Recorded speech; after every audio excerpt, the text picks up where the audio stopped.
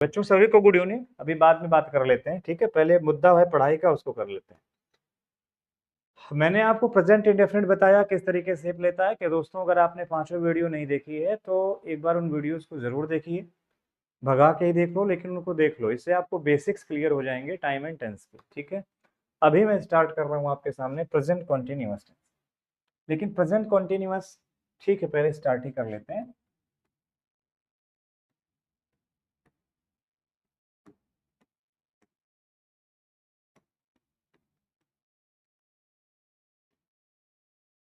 Present continuous tense, थोड़ा सा बच्चों मुझे बताएंगे कि प्रेजेंट कॉन्टिन्यूअस क्या होता है।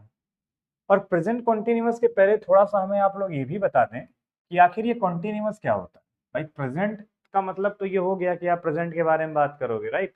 बट व्हाट इज कॉन्टिन्यूअस, ये कॉन्टिन्यूअस क्या है। तो मैंने शायद नहीं, कंफर्म है मुझे, मैंने ये आप लोगों को बताया था कि बच्चे कॉन्टिन्यूअस का मतलब होता है कि हम किसी एक ऐसे चीज के बारे में बात कर रहे हैं जो किसी काम का एक पॉइंट पर स्टार्ट तो हो चुका है और किसी पॉइंट पर जाकर खत्म भी होगा। इससे हम एक चीज के लिए तो आपको श्योर कर दे रहे हैं कि जिस भी एक्शन के बारे में मैं आपसे बात कर रहा हूँ वो एक्शन टेम्परेरी है। कॉन्टिन्यूअस कोई भी हो, वो प्रेजेंट का हो या पास्ट का हो या फ्यूचर का हो, वट एवर, कोई भी कॉन्टिन्यूअस हो, तो आपको एक चीज हमेशा ध्यान रखनी है कि continuous is always suppose to what, temporary. Continuous जब भी आएगा तो कॉन्टिन्यूअस से एक चीज हमेशा ध्यान रखना कि कॉन्टिन्यूअस कैसा भी होगा, टेम्परेरी है। कॉन्टिन्यूअस कैसा भी होगा, कैसा है, टेम्परेरी है। ये हमेशा आप लोगों को ध्यान रखना। कॉन्टिन्यूअस क्या है, कोई काम ए पॉइंट पर शुरू हुआ, बी पॉइंट पर खत्म भी होगा, बट अभी वो खत्म नहीं हुआ, अभी वो प्रोसेस में है। बिकॉज अभी वो प्रोसेस में है, इसलिए वो कॉन्टिन्यूअस है। अच्छा, एक चीज अगर हम और देखें तो कहीं ना कहीं जो कॉन्टिन्यूअस होता है, इस चीज को बहुत डिटेल में समझेंगे, बहुत बारीकी से समझेंगे कि जो कॉन्टिन्यूअस है वो धीरे धीरे धीरे धीरे अपने कंप्लीशन की ओर आगे बढ़ रहा होता है। तो ये जो डायरेक्शन है वो कहीं ना कहीं कंप्लीशन की ओर आगे बढ़ रहा है।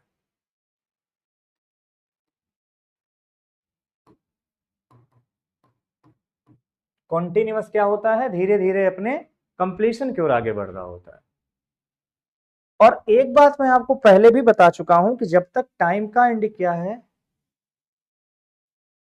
YouTube is not receiving enough videos to maintain the smooth streaming as visual are buffering, open widget, क्या है ये?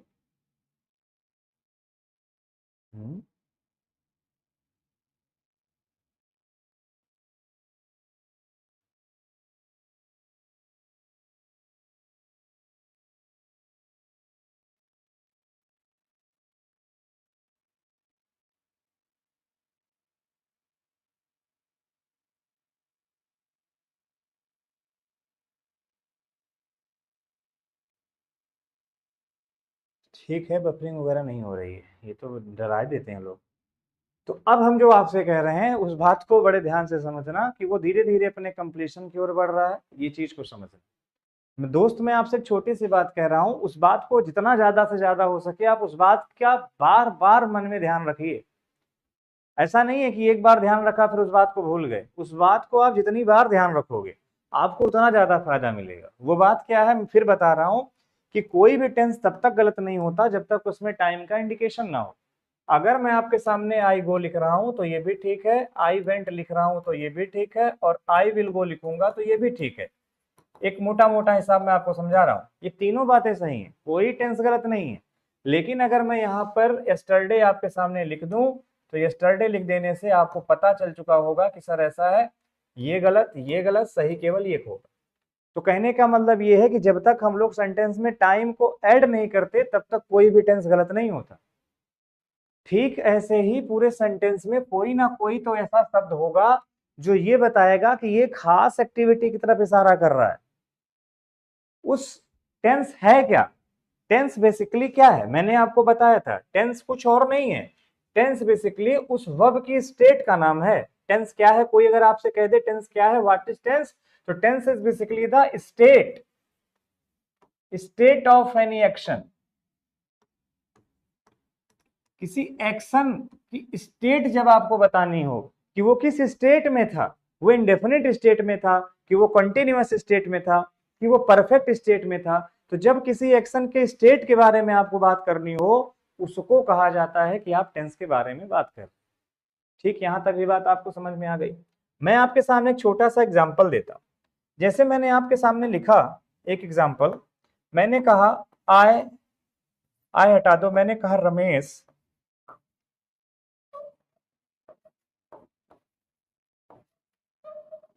टीचर्स अस इंग्लिश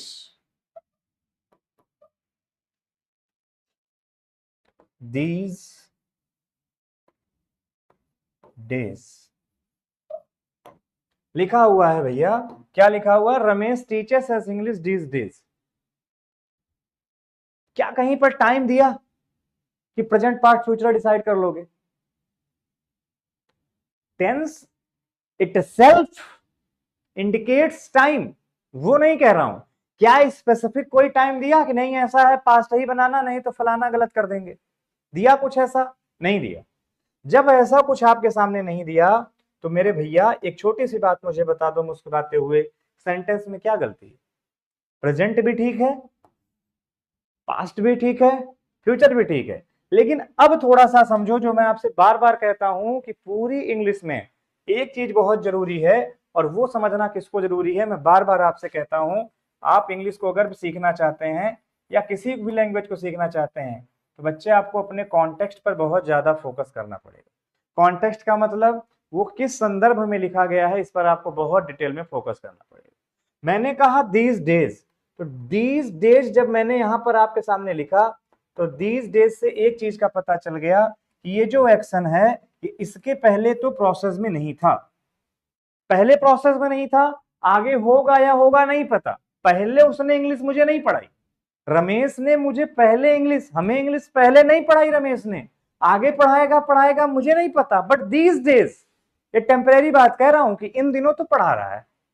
पहले पढ़ाएंगे बाद में पढ़ाएंगे, पहले पढ़ाया, we are not sure about, but these days, इन दिनों पढ़ा रहा है। तो इससे ये पता चल गया कि ये टेम्परेरी, और अगर ये टेम्परेरी है तो मेरे भाई तुम्हें पता है प्रेजेंट का टेम्परेरी इंडेफिनिट नहीं होगा, कॉन्टिन्यूअस होगा। यहां क्या कर दोगे? Ramesh is teaching. लेकिन हमें अचंभा तो तब होता है जब हमारे यहाँ ये कह दिया जाता है रहा रही रहे कॉन्टिन्यूअस यही कहे, और चुका चुकी चुके परफेक्ट वहीं रुके। रहा रही करके आपसे ट्रांसलेशन नहीं पूछा जाएगा, आपको जरूरत किसमें है? कॉन्टिन्यूअस की मतलब ये है कि कॉन्टिन्यूअस का कहीं ना कहीं रेफरेंस तो होगा। ये जिम्मेदारी आपकी है कि आप उस रेफरेंस को खोजें। ठंडा कर रहे हो प्रॉपर? हाँ, मेरे तो रोए खड़े हो रहे, मुंह पे पसीना आ रहा, नीचे उसकी हवा ठंडी ठंडी लग रही, तो हाँ रोए खड़े हो रहे, और ऊपर से पूरा पसीना हो रहा है। कोई बात नहीं, चलो किसी का कोई डाउट हो तो पूछ लो। पुष्पेंद्र सिंह, जय हिंद। मिस्टर मैग्नेटो, जय श्री राम भाई। ये बहुत पुराने हैं हमारे, और बहुत जब भी मैं आता हूँ जुड़ जाते हैं, बहुत अच्छा लगता है मुझे। Very fine dear. चलो ये बात समझ में आ गई। अब मैं आपके सामने कुछ छोटे छोटे एग्जाम्पल लिखता हूँ। इसी पर लिख दूं बच्चों? आ जाओ, इसी पर लिख देता हूं।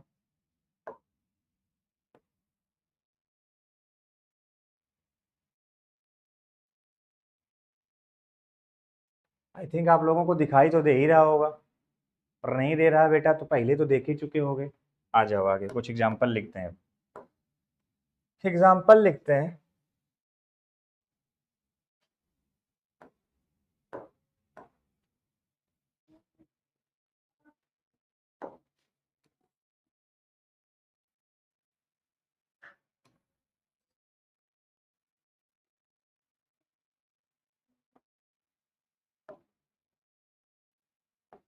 एग्जाम्पल लिखते हैं दूसरा। क्या एग्जाम्पल लिखूं आपके लिए अच्छा सा? जैसे मैंने कहा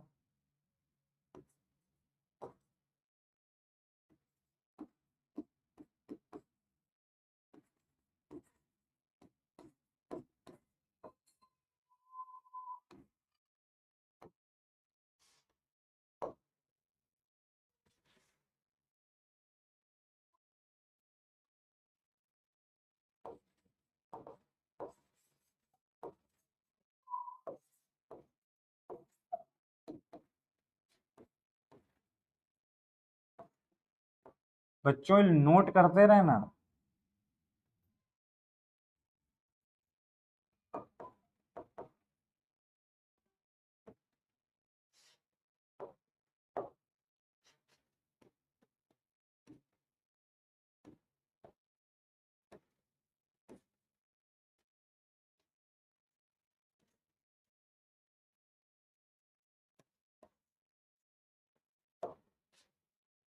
बच्चों कुछ सेंटेंस हैं, आ जाओ फटाफट से, जरा एक बार मैं इसका कमेंट देख लेता हूं, आप लोग क्या करेंगे।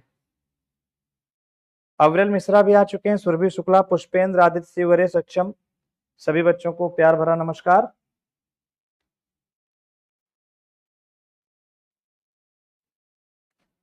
जो भरा नहीं है भावों से बहते, जिसमें रसदार नहीं, वो हृदय नहीं, वो पत्थर है जिसमें स्वदेश का प्यार नहीं। इसलिए मेरे जवानों, जो आज सो गया जिंदगी भर जगना है, जिसने आज जग के पढ़ाई कर ली जिंदगी भर सोना है। लेकिन याद रखना मेरे भाई, सोने और जगने के बीच में बहुत कुछ खोना पड़ता है। खोना पड़ता है अपना बचपना, खोनी पड़ती है अपनी जवानी। अगर आप भी चाहते हैं कि आप जिंदगी भर मुस्कुराएं, लोगों के लिए एक मोटिवेशन का सोर्स बन सकें, तो बदल दीजिए अपनी तकदीर को, तोड़ दीजिए रिलैक्स जोन के सारे ब्रेकर्स को, और एक दमदार पढ़ाई करिए, और आने वाले एग्जाम के लिए डट कर खड़े हो जाइए। यार एक बात याद रखना, एग्जाम तुमसे है, तुम एग्जाम से नहीं हो। You are the person who will surely attempt exam and will get selection. Okay, आ जाओ बच्चों। अब देखो लिखा he still waits for her, कह रहा है वो अभी भी उसका इंतजार करता है। अब हिंदी करोगे तो बिल्कुल ठीक ही है। हर मान लो कोई रही होंगी और शादी हो गई तो अभी भी इंतजार कर रहे हैं। लेकिन अगर बच्चों से कहो स्टिल माने तो बच्चा कहता अभी भी। बेटा हिंदी करके नहीं सीख पाओगे। देखो पहले डिफरेंस समझना सीखो। मैंने आपके सामने लिखा येट, येट का मतलब भी अभी भी, और मैंने आपके सामने लिखा स्टिल, स्टिल का मतलब भी अभी भी। येट के तीन मीनिंग होते हैं। जब तीन तरीके से येट को यूज किया जाता है, तीन अलग अलग पार्ट ऑफ स्पीच में। फिलहाल जब यहां दोनों सेंटेंस में यूज कर रहे हैं तो यहाँ पे दो एडवर्ब की मैं बात कर रहा हूं, एक येट और एक एडवर्ब कौन सा है, स्टिल। येट भी एडवर्ब होता है, स्टिल भी एडवर्ब होता है, तो उनका मीनिंग अलग अलग होता है। येट का मीनिंग क्या होता है वो समझो। येट का मीनिंग होता है टिल नाउ, येट का मीनिंग होता है टिल नाउ, और स्टिल का मतलब होता है राइट नाउ। यही वजह है कि अगर यहां मीनिंग हो जाए राइट नाउ, तो इसका मतलब पहले इंतजार उसने नहीं किया, आगे करेगा ये भी नहीं पता, लेकिन राइट नाउ माने अभी इस समय। इस समय तो भैया इंतजार ही चल रहा है उनका। तो इस समय जब इंतजार चल रहा है तो फिर इनके इंतजार की घड़ी को मुहूर्त में बदलो। तो ही स्टिल वेट्स को आप लोग चेंज कर देंगे किसमें, ही इज स्टिल वेटिंग। क्या कर देंगे, ही इज स्टिल वेटिंग।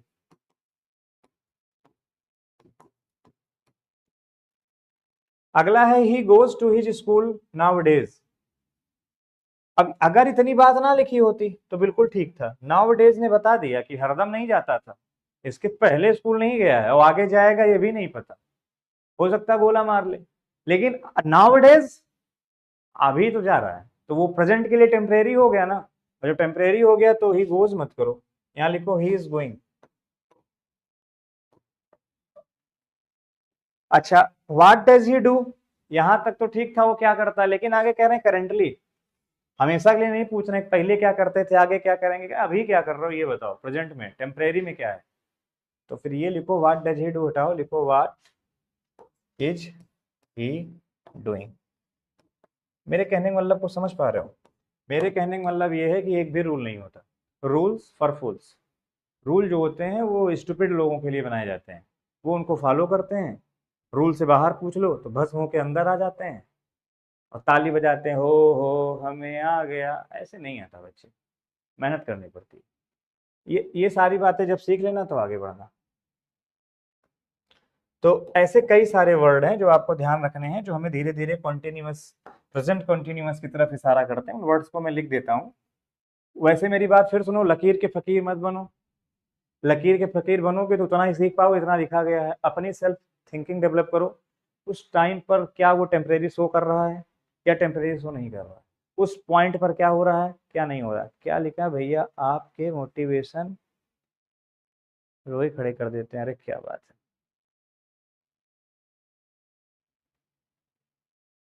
जय हिंद भाई, एक तरफ से जय हिंद। हाँ, प्रदीप कुमार, गुड।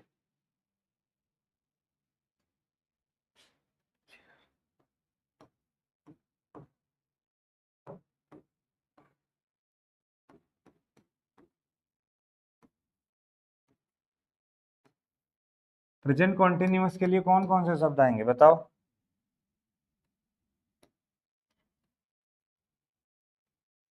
सब है। Still, right now, currently, these days, now days, gradually,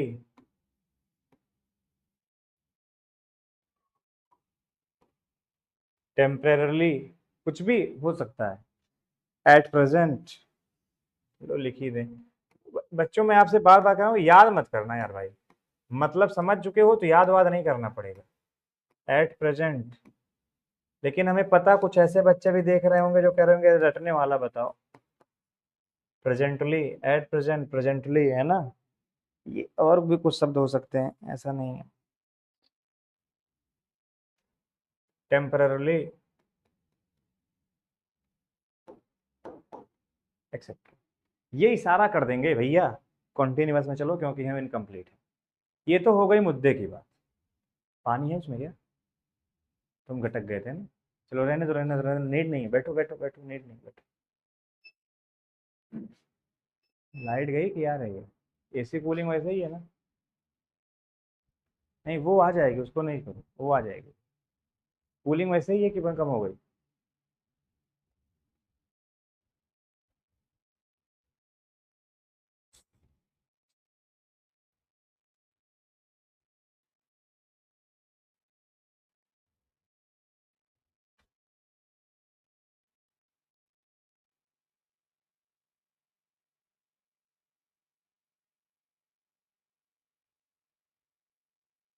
ये समस्या है।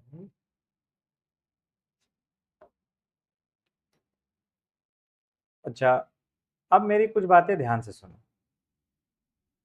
आपको पता है ये मैं बहुत डिटेल में पढ़ा रहा हूँ, बहुत अच्छे से पढ़ा रहा हूँ। 27 बच्चे देख रहे हैं, बड़े अच्छे बच्चे हैं। उसी बच्चे ने कुछ बड़ा अच्छा लिखा है। लिखा है, फन टाइम ने लिखा है, भैया जी डू एंड डच के अच्छे से मतलब बता दीजिए। अच्छा, खुश हो पारस, कैसे हो भैया जी? डू एंड डच के मतलब बता दीजिए, किताबी ज्ञान से अलग अपने तरीके से। अच्छा, अरे बिल्कुल बिल्कुल बिल्कुल। फन टाइम में डू डच का यूज बताऊं तो कम से कम 1-2 घंटे लग जाएंगे। अगर अपने तरीके से मैं बताऊं, कम से कम केवल डू और डज में अंतर क्या है, इस पर यूज पर नहीं। अभी मैं इस टॉपिक को कवर कर लूं, और आपका जो क्वेश्चन है किसी दिन अलग से इस पर मैं क्लास ले लूंगा, ठीक है। अभी आप इतना समझ लो कि डू प्लूरल के लिए आता है, डज सिंगुलर के लिए आता है, लेकिन इससे वेट कर रहा है कि डू को कब बेस फॉर्म बनाते हैं, और डज में ईएस ही क्यों लगता है, यस क्यों नहीं लगता। फिर डज को सिंगुलर के लिए ही क्यों यूज करते हैं, प्लूरल के लिए यूज क्यों नहीं करते हैं। फिर डज जो होता है, डू होता है, वो प्राइमरी ऑक्सिलरी के अंतर्गत आता है तो क्यों आता है, उसे मॉडल ऑक्सिलरी या मार्जिनल ऑक्सिलरी क्यों नहीं कहते हैं। फिर प्राइमरी ऑक्सिलरी को प्राइमरी ऑक्सिलरी ही क्यों कहते हैं, उसके क्या क्या एट्रीब्यूट हैं, बहुत सारी चीजें। अभी नहीं, आ जाओ। अब हम थोड़ा सा आपसे बात कर रहे हैं, एक हिस्सा अलग है कि प्रेजेंट इंडेफिनिट और प्रेजेंट कॉन्टिन्यूअस को हम ढकेल के इस्तेमाल करेंगे, किस तरफ ले जा करके, प्रेजेंट इंडेफिनिट को और प्रेजेंट कॉन्टिन्यूअस को। इसे हम इस्तेमाल करेंगे फ्यूचर बताने के लिए, लेकिन वो सारी कंडीशन में एक साथ कंपाइल करके आपको पढ़ाऊंगा। अभी आप इधर आ जाओ। अभी आप अपना टारगेट ये बना लो, सबसे पहले कि जो कॉन्टिन्यूअस आप पढ़ रहे हो उसमें एक चीज आप ये पढ़ो। ये तो मैंने बता ही दिया कहाँ कहाँ यूज किया जाता है, कौन कौन से शब्द होते हैं। अब उसमें कुछ चीजें और पढ़ो, जैसे आपने पढ़ा होगा कि ऑलवेज जो होता है, आपने पॉइंट पढ़ा होगा कि जो ऑलवेज होता है वो हमेशा हैबिट बताता है, इसलिए उसको फ्रीक्वेंसी बताता है।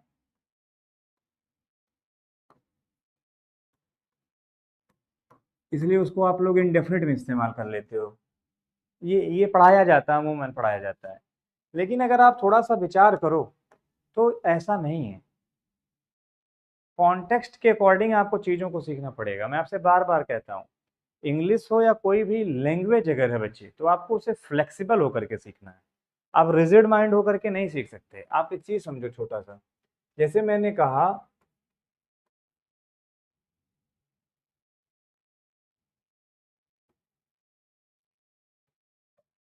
ही ऑलवेज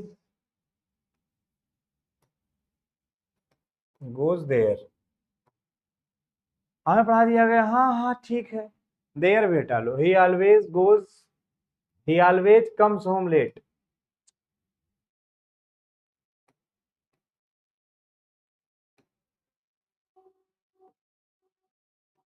हमें क्या बता दिया गया, हो बिल्कुल ठीक है, बिल्कुल ठीक है, ऑलवेज हो गया, यूजुअली हो गया, ये सबका मतलब वही है कि एकदम घर पे लेट ही आता है। काहे, सही हो गया, ये अभी भी गलत है। लेकिन भैया ये तो हमने इंडेफिनिट बना दिया, तुमने समझा नहीं ऑलवेज को। ऑलवेज के बारे में बुक्स ने क्या कहा है, ध्यान से उसको पढ़ा होता कि ऑलवेज को एक रेफरेंस चाहिए, बिना रेफरेंस के ऑलवेज को नहीं लिख पाओगे। क्या करोगे, he always comes home late, अब यहाँ ऐसे लिख दो, ऑन फ्राइडे, या इन समर, या इन विंटर, कुछ लिखो तो जिससे रेफरेंस मिले। नहीं तो इसका मीनिंग ही नहीं कंप्लीट कर पाओगे, तुम इनकम्प्लीट मीनिंग देगा, सेंटेंस गलत कर दोगे। इसलिए मैं आपसे सारी बातें कह रहा हूं, ठीक है। अच्छा, अब देखो क्या होता है। एक क्वेश्चन पूछा गया था previous year, you are always doing the same mistake.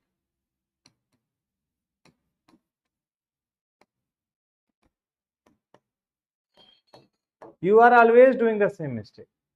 अब लोगों ने कहा गलत, लोगों ने कहा गलत हो गया सेंटेंस, ओ कूद पड़े, और किया क्या, कुछ नहीं किया, बोले देखो ऑलवेज डूइंग लगा दिया, गलत हो गया, ऑलवेज लग गया तो इंडेफिनिट लगेगा। भैया मेरे, इस सेंटेंस में नो एरर था, सेंटेंस सही था। क्यों, अरे ऑलवेज के बारे में ये भी कहा गया कि ऑलवेज अगर कभी भी इरिटेशन बताए, क्या बताए, इरिटेशन बताए, आदमी कहता है ना बहुत इरिटेट कर रहे हो, खींच बताए, तो ऑलवेज को कॉन्टिन्यूअस में भी इस्तेमाल किया जाता है। और सुनो मेरी बात, मैं ऑलवेज को परफेक्ट में भी इस्तेमाल करके आपको दिखाऊंगा, वचन देता हूं। एक रूल नहीं चलने देंगे, हम प्रीवियस ईयर से आपके सामने बता रहे हैं सारी बातें।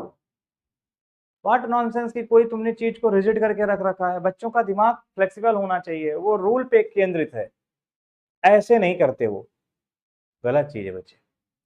तो ऑलवेज इंडेफिनिट में आता है तो क्या बताता है, फ्रीक्वेंसी बता रहा है। लेकिन ऑलवेज अगर कभी भी सेंटेंस में आ रहा है, और किस सेंस में आ रहा है, इरिटेशन के सेंस में, तो कॉन्टिन्यूअस ठीक है, फिर इंडेफिनिट में बता देना, ठीक है। अब थोड़ा सा आगे बढ़ो, थोड़ा सा आगे बढ़ो।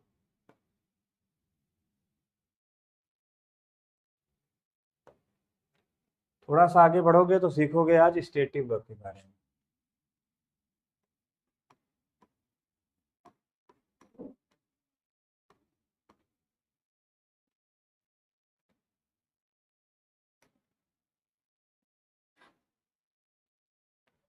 देखो स्टेटिव वर्ब के बारे में बहुत कोरे कोरे कॉन्सेप्ट है, बहुत गहराई समझो तभी समझ पाओगे। यार हो भैया, हमारी स्कूटी अंदर कर देना। हाँ, थोड़ा हमको पानी भिजवा देना यार, नहीं तो दे जाओ भाई उसी बात, कोई दूसरी ले लेना, क्योंकि हम आए खाना खा के और सीधे पढ़ाना शुरू कर दिया।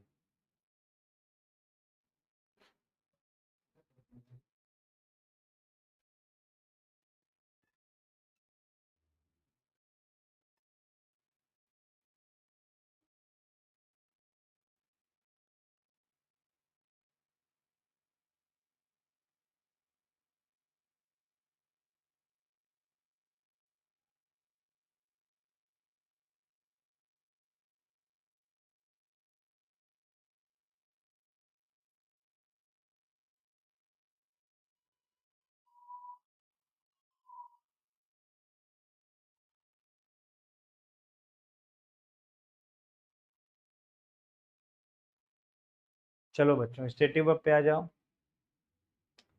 सबसे पहले लिखना स्टेटिव वर्ब में वर्ब ऑफ परसेप्शन।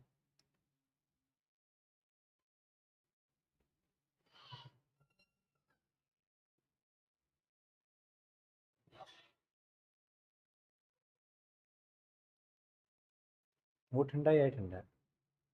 ये ठंडा या बाहर ठंडा? Really?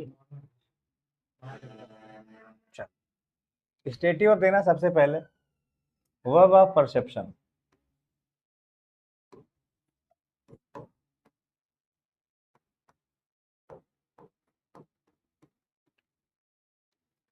Verb of perception, perception जो वर्ब होती हैं ये कौन कौन सी हैं? जैसे सी हो गया, आंखों, देखो वाच नहीं है बच्चे, लिसन नहीं है। सी हो गया, ईयर हो गया, स्मेल हो गया, टेस्ट हो गया, फील हो गया, है ना? ये सारी वर्ब जो होती है वर्ब ऑफ परसेप्शन होती है।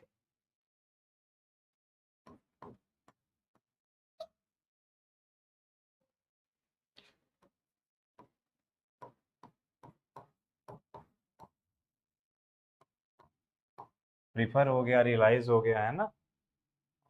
प्लीज भी सी में ऐड कर सकते हो आप। ये जितनी भी वर्ब होती हैं बच्चे, रियलाइज कह रहा हूँ, रिकॉग्नाइज लिखना था, रियलाइज लिखना।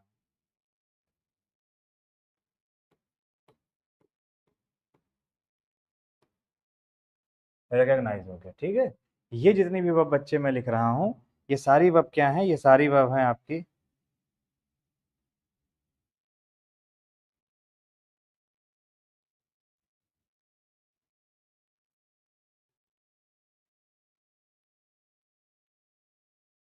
थैंक यू पारस। अच्छा, इसके बाद हम लोग कुछ लिखते हैं verb of thinking process.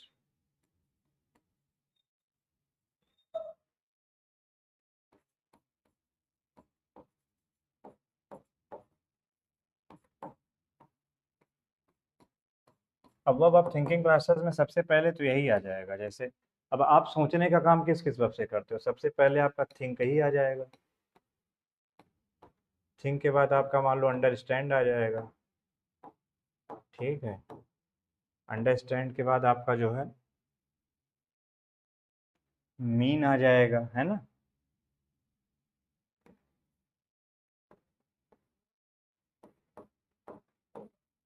No आ जाएगा आपका माइंड, रिमेंबर, सपोज।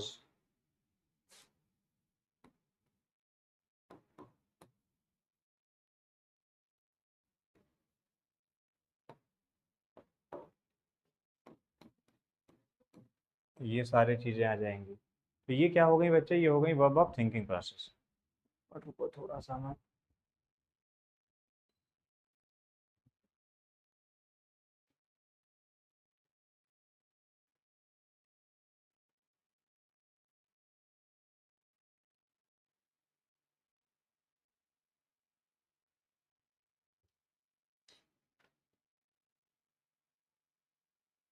ठीक है, ये आपकी वर्ब ऑफ थिंकिंग प्रोसेस हो गई। नोट हो गई बच्चे? अब इसके बाद आ जाओ verb of showing position. Verb of showing position.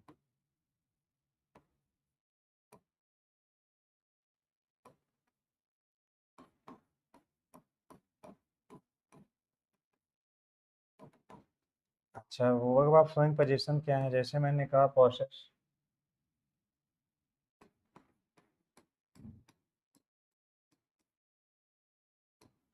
Have, own, belong, comprise, consist, ठीक है। ये सारी वर्ब हो गई।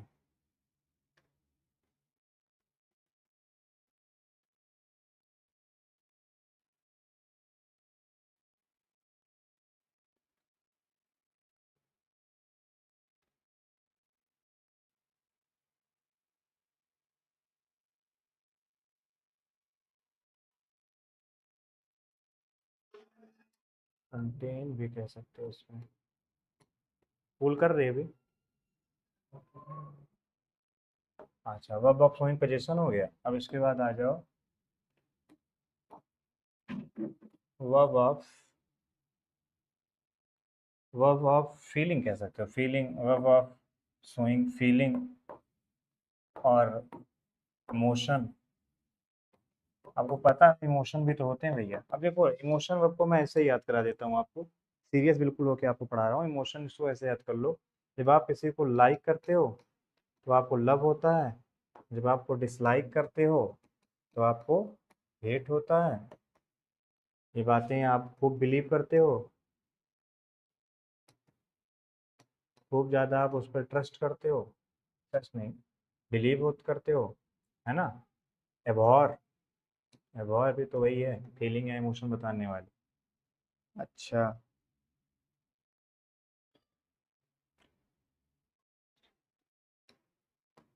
चाहते हो, विश करते हो, डिजायर,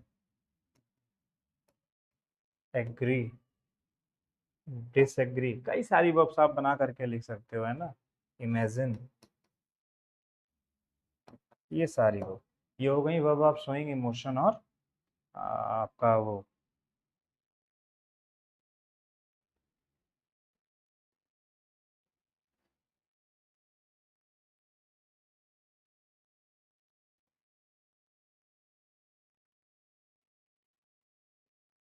हाँ, होप बिल्कुल आ सकता है, इमेजिन आ सकता है, होप आ सकता है, लिख लो होप लो भाई। एक्शन वर्ब क्या है, होते हुए दिखती है। अभी तुम होप कर रहे हो किसी से, मान लो तुम होप कर रहे हो कि भैया वो तो अच्छा पढ़ाएंगे, ये होप अगर आप कर रहे हो तो क्या मैं होप को देख सकता हूँ क्या? नहीं भाई, ये आपका इमोशन है, ये आपका फीलिंग है, ठीक है। अब ये हो गया। अब कुछ वो होती हैं वर्ब्स इन जनरल, कुछ मतलब कॉमन सी होती हैं, मतलब उनके साथ कहानी अलग है।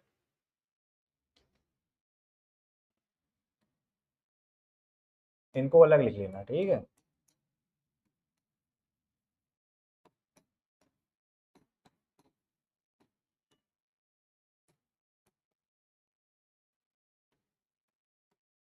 लुक, सीइंग, अपीयर, अफेक्ट, लिख लो इनको। Look, seem, appear, affect, require, become, hope, refuse.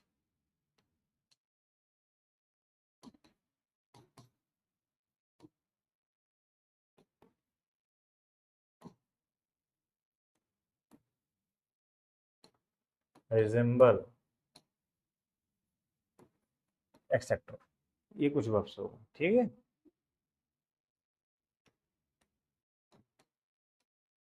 ये कुछ बेटा वर्ब्स इन जनरल हो गई। अब ये हो गई स्टेटिव वर्ब। अब इनके संग क्या कहानी याद रखनी है आपको, वो ध्यान रखना। कमेंट किया है बच्चों के?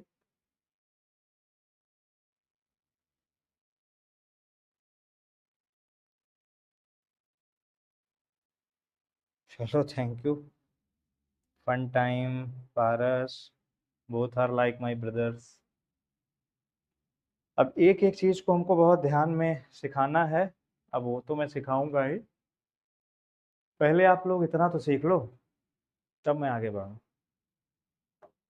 देखो, मैं एक सेंटेंस लिख रहा हूँ। सेंटेंस लिखा,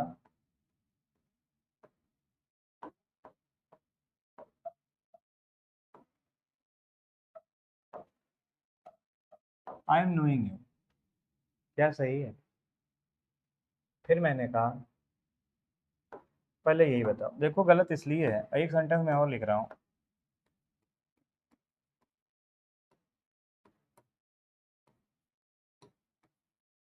I am teaching you English.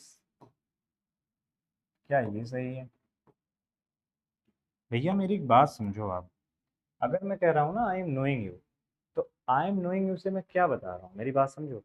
अगर मैं कह रहा हूँ आई एम नोइंग यू, तो ये सेंटेंस गलत क्यों है? अब आप कहोगे जी स्टेटिव वर्ब है। भैया, टीचिंग एक एक्शन है, हो सकता है धीरे धीरे अपने कंप्लीशन की ओर आगे बढ़ रहा हो। एक पॉइंट ऐसा आएगा जहां पहुंच के वो कंप्लीट हो जाएगा, वो अपनी कंप्लीशन की ओर हो सकता है धीरे धीरे कहाँ बढ़ रहा है, आगे बढ़ रहा हो। लेकिन नो एक प्रोसेस नहीं है। नो जानना किसी को, ये तो तुम्हारी मेंटल फीलिंग भाई, किसी को जानोगे या तो नहीं जानोगे। कि ऐसा तो है नहीं कि ऐसे जानना शुरू किया अभी एक पॉइंट पे जानना कंप्लीट हो जाएगा। इसलिए इसको हम इंडेफिनिट में लिखेंगे, हम लिखेंगे आई नो यू। तो कहने का मतलब हमारे ये है, अब कई सारे लोग क्या कहते हैं स्टेटिव वर्ब को कभी आईएनजी फॉर्म में मत यूज करो। ये उल्टा सीधा कॉन्सेप्ट दिमाग में मत भरो। क्या कह रहा हूँ उन शब्दों को ध्यान से सुनो। इसको तुमने अगर जीरेंड बना लिया, प्रेजेंट पार्टिसिपल बना लिया, खूब इस्तेमाल करो, देखो sentence.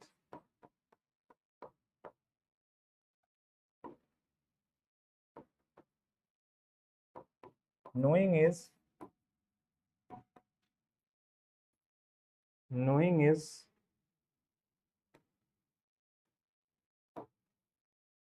much more important than doing other things। अभी देखो ध्यान से, नोइंग किसका काम कर रहा है, सब्जेक्ट का, यानी ये जीरेंड हो गया। और अगर ये जीरेंड हो गया तो फिर ये नोइंग ठीक है। तो ये कॉन्सेप्ट मत याद रखना कि स्टेटिव वर्ब के साथ आईएनजी नहीं आता, खूब आईएनजी आता है। स्टेटिव वर्ब के साथ आईएनजी नहीं आता, ये गलत कॉन्सेप्ट मत याद रखना, खूब आईएनजी आता है, बस वो मेन वर्ब का काम ना कर रहा हो। अब मैं क्या कहने जा रहा हूँ उस बात को ध्यान से कहीं नोट कर लो, पेपर में क्वेश्चन बनते दिखते हैं। क्या कह रहा हूँ कि जब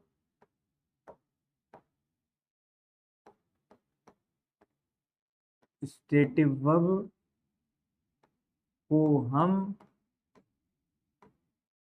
मेन वर्ब के रूप में इस्तेमाल करते हैं,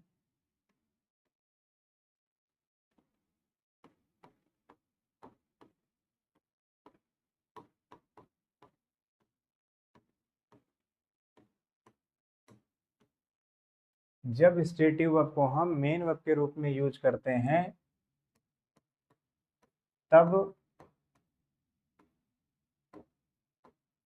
इनके साथ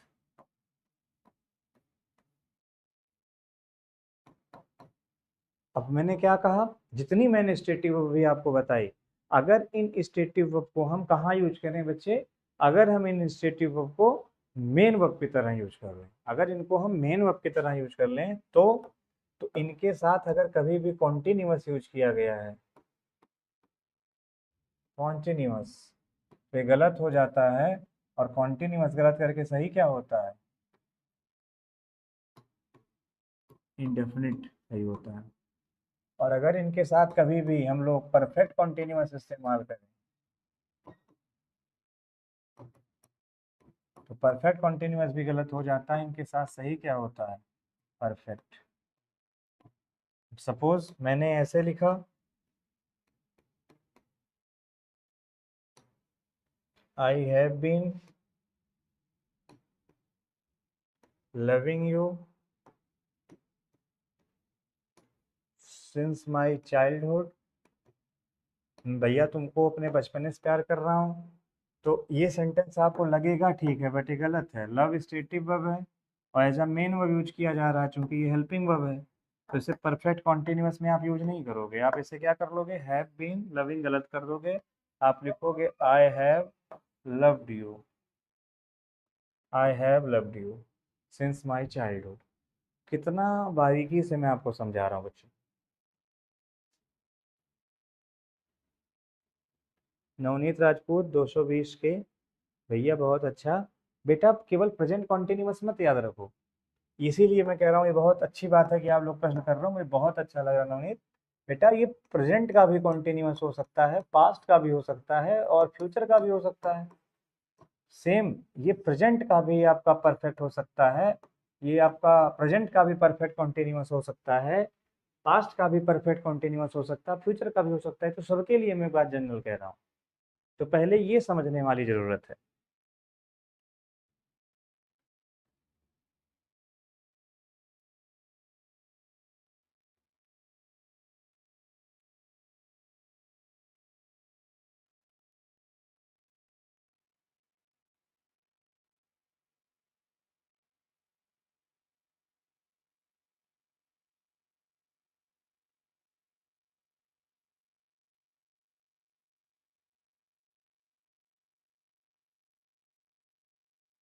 फन टाइम समझ आ रहा है, धन्यवाद। तो स्टेटिव वर्ब को लेके क्या सीखा हमने, बस ये बड़ा इंपॉर्टेंट है पेपर के पॉइंट ऑफ व्यू से। कॉन्टिन्यूअस में हमने स्टेटिव वर्ब समझ लिया, कॉन्टिन्यूअस में हमने क्या सीखा, ये बड़ा इंपॉर्टेंट है। क्लास में 2 ही चीजें कभी तक डिस्कस करी है, थकने वाली बात ही नहीं है। थोड़ा सा बच्चों अगर इजाजत हो तो मैं आगे बढ़ूँ। अब ये मैं पढ़ाने चल रहा हूँ, कितना बजा अभी? हाँ, अब थोड़ा सा बच्चों ये समझो। अब ये समझना कि कुछ ऐसे स्टेटिव वर्ब हैं जिनको हम कॉन्टिन्यूअस में यूज करते भी हैं, नहीं भी करते। एक एक करके मैं उनको आपके सामने बताने जा रहा हूँ, ठीक है? आ जाओ। जैसे सबसे पहले हम ले लेते हैं टेस्ट को। उससे पहले कॉन्सेप्ट सीख लो लिंकिंग वर्ब का, क्योंकि आगे इसकी ज़रूरत पड़ेगी तो लोग हमसे कहेंगे कि ये बताया नहीं। लिंकिंग वर्ब एक ऐसी वर्ब है, लिंकिंग वर्ब को ही कपुला कहते हैं, ठीक है? लिंकिंग वर्ब को ही कपुलर कहते हैं। कमेंट बच्चों के चल रहे हैं लगातार। किसी को नोशनल भी कहते हैं, कई सारे नाम है इसी के, ठीक है? ये कुछ नहीं करती है। आशीष निषाद कह रहे हैं एक और, राधे राधे भैया रजत कह रहे हैं एक और एग्जाम्पल देके बता दीजिए। बच्चे मैंने एग्जाम्पल दिया, तो बहुत सारे एग्जाम्पल ले लो। अब लव की जगह तुम और लगा दो, नोइंग लगा दो तो कर दोगे आई हैव नोन। उसमें क्या कर सकते हो? अब इस बात को बेटा डिटेल में समझो। जैसे मैं आपके सामने कह रहा हूँ आई एम वॉकिंग, फिर मैं आपसे कह रहा हूँ आई एम विनय, तो ध्यान से रखना ये जो है ना, ये जो है ना बच्चे, ये मेन वर्ब है। और ये कौन सी वर्ब है? हेल्पिंग वर्ब है। अच्छा, यहाँ यही मेन वर्ब है। तो अब मेरी बात ध्यान से समझो, जिस वर्ब को हटा के इक्वल टू का साइन लगा दें वही लिंकिंग वर्ब होती है। तो जो आए है वही विनय है, जो विनय है वही आए है। लेकिन ये नहीं कह सकते कि आई वॉकिंग है, वॉकिंग आई है। ये तो तुम एक्शन को जोड़ रहे हो, ये लिंकिंग नहीं हो सकती। लेकिन ये लिंकिंग है। लिंकिंग का मतलब क्या? जो कॉम्प्लीमेंट से लिंक कर दे। कॉम्प्लीमेंट माने new information, stressed information. New information क्या है? विनय। भैया आई एम विनय, मैं विनय हूँ। आई एम डॉक्टर, मैं डॉक्टर हूँ। आई एम टीचर, टीचर हूँ। आई एम ब्रदर, मैं भाई हूँ। What ever. गेटिंग? अच्छा, अब क्या समझाने जा रहा था, आगे आ जाओ। जैसे मैंने कहा, एग्जाम्पल लिया, एग्जाम्पल में मैंने लिखा आपके सामने सेंटेंस कि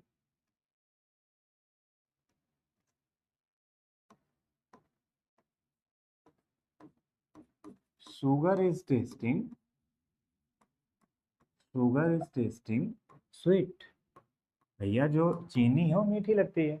अब लोगों ने कहा देखो, जब टेस्ट को यूज किया जाए स्वाद लेने के सेंस में तो कॉन्टिन्यूअस में यूज किया जा सकता है। गड़बड़ बातें हैं, ऐसा नहीं है। देखो एक बात तुमको बता देता हूँ, जो शुगर है, हाँ है, वही स्वीट है, हाँ है, और जो स्वीट है, हाँ वही शुगर है, हाँ तो इंडेफिनिट ही आएगा। शुगर टेट्स, क्योंकि ये उसकी स्टेट है कि शुगर जब भी चखोगे कभी नमक का स्वाद नहीं देगी, वो उसकी स्टेट है कि स्वीट ही लगेगी। टेस्ट के साथ कंटिन्यूअस कब आता है? ऐसे आता है, जैसे मैंने कहा आई एम टेस्टिंग शुगर, मैं शुगर टेस्ट कर रहा हूँ। तो अब ये परमानेंट नहीं हो सकता कि तुम हमेशा शुगर टेस्ट करोगे, ये एक्शन हो गई। और यहाँ क्या है भाई, ये एक्शन है ना कि मैं टेस्ट कर रहा हूँ, और ये एक्शन नहीं है, ये शुगर के ही बारे में बताई जा रही उसकी स्टेट है कि शुगर कैसी है, मीठी है। ये शुगर की ही स्टेट है कि वो मीठी है। लेकिन यहाँ ये मेरी स्टेट नहीं, मैं शुगर हूँ, ये मैं बता रहा हूँ इस सेक्शन को करके। तो ये जो किताबों में लिख दिया है कि जब टेस्ट का मतलब वो स्वाद लेना, स्वाद जांचना, तो वहाँ क्या पिक्चर चल रही है, क्या स्वाद जांच लोगे? ये सब बस ऐसी बातें हैं, कोई पिक्चर उक्चर नहीं चलती। तुम्हें बस ध्यान ये रखना है कि जो टेस्ट को यूज करते हैं हम लिंकिंग वर्ब की तरह, कि sugar is equal to sweet, sweet is equal to sugar, माने शुगर की स्टेट है ये, तो ये स्टेटिव होती है, इंडेफिनिट रखते हैं। अदरवाइज एक्शन कितना यूज करें तो कंटिन्यूअस। सेम यही टेस्ट के साथ है, सेम यही स्मेल के साथ। ऐसे मैंने कहा रोज इज स्मेलिंग स्वीट। भैया गुलाब अगर कभी आपने सूंघा हो तो बहुत मीठा महकता है, मतलब इसमें महकता है। अब लोगों ने कहा ये गलत हो गया, लेकिन वजह उल्टी बता दी। वजह ये बतानी थी कि जो रोज है उसकी स्टेट है कि वो स्वीट महकेगा, यानी जो रोज है वही स्वीट है, जो स्वीट है वही रोज है। तो यहाँ क्या लिखोगे, रोज स्मेल्स, ठीक। लेकिन अगर ऐसे लिख दो, आई एम स्मेलिंग द रोज, तो हमारी किताबों में जानते हैं क्या लिखा है, उन्होंने लिखा है जब किसी चीज को नाक पे सटा कर सूंघा जाए तब कॉन्टिन्यूस आता है। पिक्चर चलेगी, जान जाओगे नाक पर सटा रहे हैं कि नहीं सटा रहे हैं, फालतू की बातें।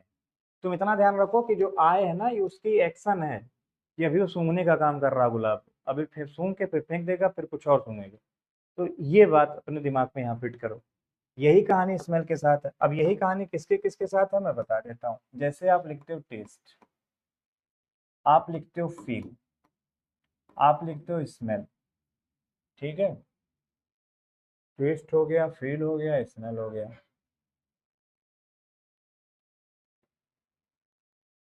इनके साथ तो खैर है ही है।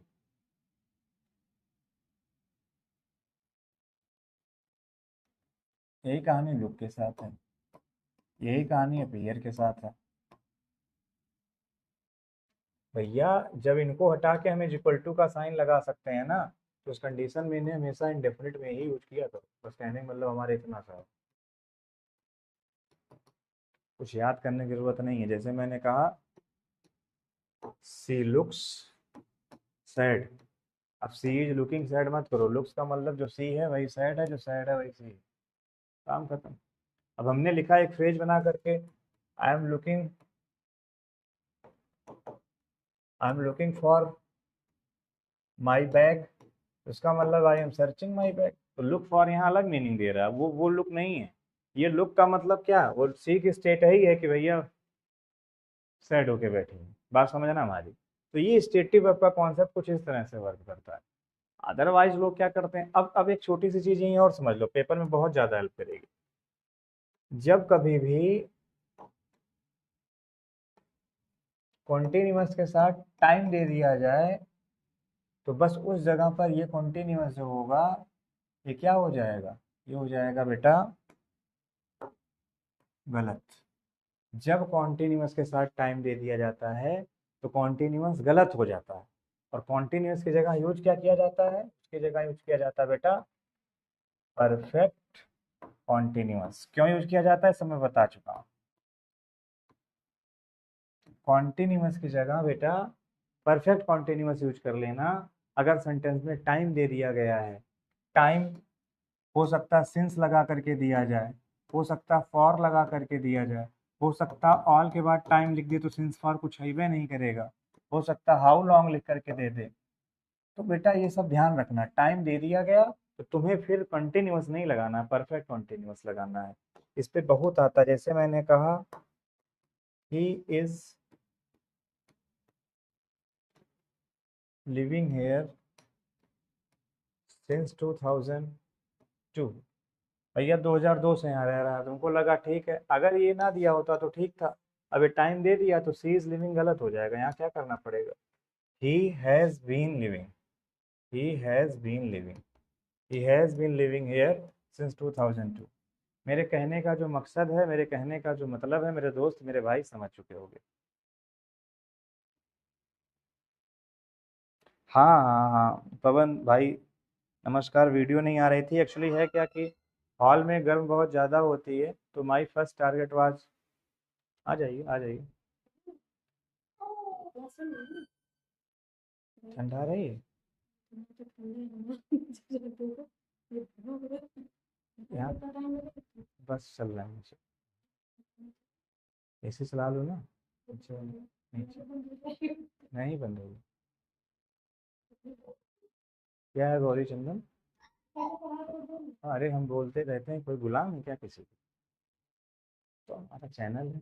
बच्चों तो मैं आपको जो बता रहा था कि बहुत गर्मी होती है हॉल में, तो एसी लगाना, फिर उसमें बड़ा सिस्टम लगाना, मतलब स्टेबलाइजर लाना, एसी लगाना, सब लंबा खर्चा है।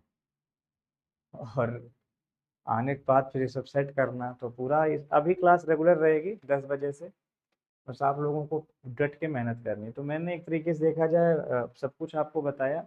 अभी हम लोगों को क्या सीखना है कि कल की क्लास में हम लोग ग्राफ पे फोकस करेंगे। जय हिंद, तो ठीक है। जय हिंद ठीक है बच्चे, जय हिंद ठीक हो। कौन है?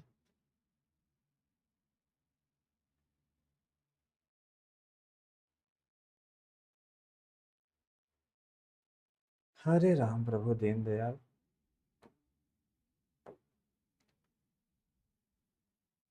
बच्चों अभी किसी को कुछ पूछना है तो पूछ पाँच लो। अब थोड़ी देर के लिए मैं तुम्हें समय दे रहा हूँ, चलो। इस बच्चे का था डू डज, तो बच्चे सीखो। डू और डज को जब यूज करते हैं, तुम्हारे पेपर के लिए बता रहा हूँ, तो इसके साथ आपकी फर्स्ट फॉर्म आती है। फर्स्ट फॉर्म यानी वही बेस फॉर्म। डू को यूज किया जाता है बेसिकली प्लूरल के लिए, ये याद रखना। डू को लिखा जाता है प्लूरल सब्जेक्ट के लिए और डज को लिखा जाता है सिंगुलर सब्जेक्ट के लिए। ठीक, इतना ही तुम्हें ध्यान रखना, बाकी कुछ नहीं। बाकी ये भी ध्यान रखना कि डू डज से इन्वर्जन कब होगा, सब बच्चे मैं भी आगे पढ़ाऊंगा, अभी पढ़ा देंगे तो कंफ्यूज हो जाओगे, है ना।